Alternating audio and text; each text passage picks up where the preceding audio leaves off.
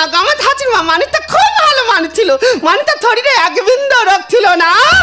মানুষটা বারান্দায় বসে থাকতে হঠাৎ মারা গেল। আগামীকাল তার দশা। আমি তো দুধ ব্যাপারী খোঁজেই বাজারে এসেছি। দুধ ব্যাপারী রোজ রোজ তো এই বাজারে আসে। আজকের কি দুধ ব্যাপারী আসবে না নাকি? এসে গেছি। দেখো ব্যবসা দেখো, আমি বাজারে আসিনি, আমার আগে খদ্দের এসে দাঁড়িয়ে আছে। হ্যাঁ গোদা, তোমার আসতে এত নেট হলো কেন? তুমি কি বাড়ি ঘুমাচ্ছিলে নাকি? না গো বৌদি, অনেক ঝামেলা আছে গো। ও বৌদি, আমি তো এইদিকে। আমি তো দেখতে পাচ্ছি। ও মা গো,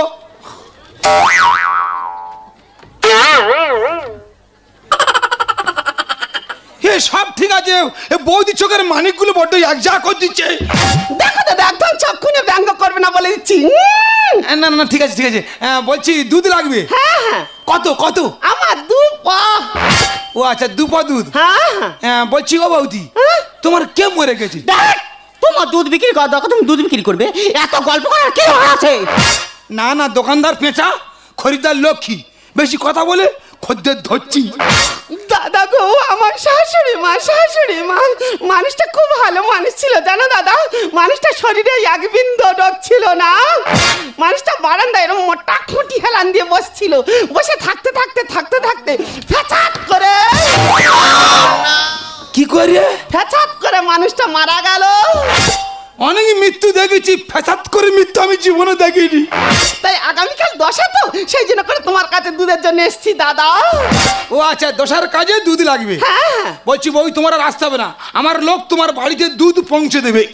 তাই হ্যাঁ গো দাদা, তোমার দুধ নেবো, তোমার দুধের জলে মেশানো নেই তো। এই উল্টো কথা বলো, দুধ কিন্তু সব ফেলে দেবো বলেছি। তোমার দশায় দুধ দশায় পৌঁছে যাবে। ঠিক আছে, আমি চলে যাচ্ছি। দুধ দিয়ে আসতে দেরি হলে আমার নাম পদ্ম। আমার শাশুড়ি মার সাথে তোমার করবো জ্যান্ত শ্রাদ্ধ। আমি বলছি, আমার তো খদ্দের আসছে, তোমার খদ্দেরা কোথা? আরে বাবা, তোমার তখন খদ্দের লাগবেই, আর আমার খদ্দের বেলা 10টার পরে ঢুকবে। বাড়িতে বললো টাল খাওয়া ব্যবসা, এখানে এসে 10টার পরে খদ্দের আসবে। কি ব্যবসা আরম্ভ করেছে বলেন দেখি? আচ্ছা ঠিক আছে, প্রায় 10টা বাজতে যাচ্ছে, দেখি ওর খদ্দেরটা কখন আসে।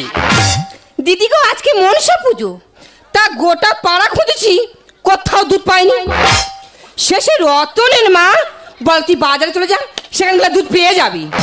তাই বাজারে এসে দুধ কিনতে, দেখি দুধওয়ালা কোথায় বসে। মাসি, আমাদের এখন মনে হয় মাসি। না, তুমি যখন পিছন ফিরেছিলে তখন মনে হচ্ছিল মাসি, যেই সামন ঘুরেছো দেখি না হরিদাসী। দেখো দাদা, আমার অত কথা বলার সময় নেই, ঝপ করে দুধ দাও, আমার গিয়ে পুজো দিতে হবে। কত কত কত?